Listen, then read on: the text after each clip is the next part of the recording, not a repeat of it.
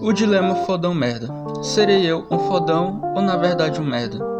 Em um capítulo do livro O Aprendiz do Desejo, o autor Francisco Delty da Veiga expõe um ponto de vista peculiar sobre a necessidade das pessoas em se sentirem de certa forma especiais e na maioria das vezes superiores às outras pessoas, devido à construção social onde, se você não se mostra como superior ou, nas palavras do autor, um fodão, você tem de certa forma uma tendência de se enxergar como alguém inferior ou um merda, gerando assim uma obsessão por ser visto de uma maneira melhor do que o próprio indivíduo se vê.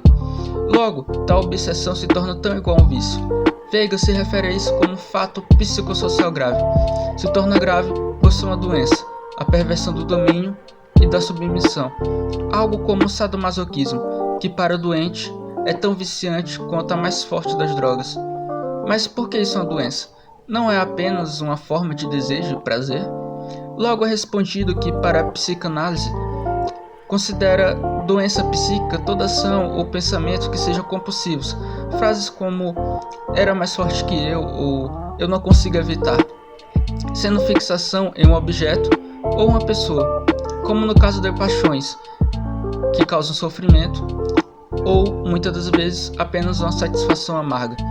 A perversão sadomasoquista tem esse nome horrível, mas é algo bem comum. Persiste em diferentes níveis, se mostra de maneiras bem distintas do seu estereótipo de chicotes e algemas. Indo muito além disso, tal perversão é considerada hoje a maneira certa de se viver, assim como falaremos mais adiante. De forma muito habitual, podemos perceber esse tipo de comportamento. Quem nunca ouviu uma pessoa menosprezar a outra falando "fulano é um lunático" ou "aquela pessoa ridícula", pois o fodão, também chamado de winner, não é só alguém acostumado a vencer, é uma pessoa que se acha superior e reafirma sua superioridade por meio da humilhação causada aos outros. Todos seus acessórios agora não algemas nem chicotes, mas sim relógios, roupas, carros importados, que têm a função meramente de mostrar "eu sou melhor do que você". Por outro lado, existe o perdedor, ou o loser. O fodão e o perdedor não são necessariamente duas pessoas diferentes, já que a pessoa doente carrega os dois dentro de si.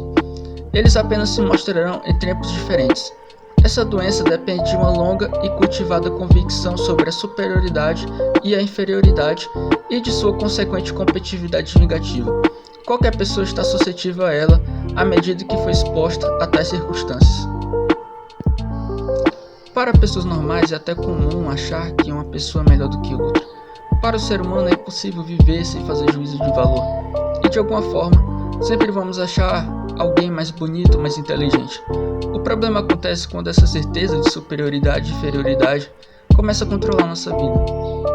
Veiga usa o exemplo de uma grife, Cartier, que em seu anúncio de relógios e carteiras falava ao consumidor que as pessoas tinham que ter Cartier. Mas como assim? Logo é entendido que elas deveriam comprar não apenas pelo prazer de sua compra.